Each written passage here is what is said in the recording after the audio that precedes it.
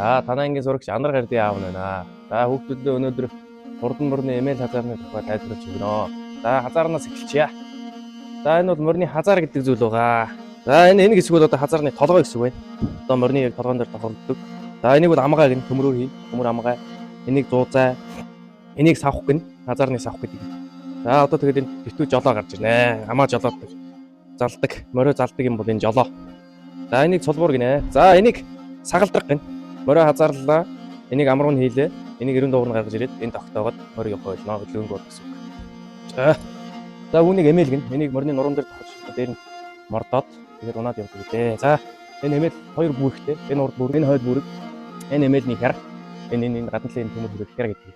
Энэ хяр. За энэ эмээлний хавтас одоо морины хоёр талын нуруунд дээр хоёр товс баруун зүүн хавцаараа тохиолдно. За энэ эмээлний баавар байна. Хэрэгэлтэй эмээл байна. Энэ бол за энэ эмээлний ганцаг гэдэг шүүхтэй. Эндээс татаж мордно. Энэ хоёр дээрээс татаж морддог. За дөрөв байна. Энэ дөрөв хөлөө хийн.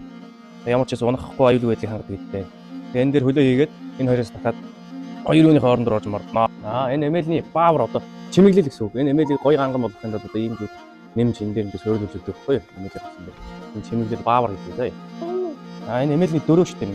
Энэ дээр мордохдоо энэ дээр хөлөө тавьж мордно. Мордсныхаа дараа хоёр хөлөө хийгээд унахгүй одоо тэнцвэрийн ордог гэж юм шүү дээ. Ойлгосон.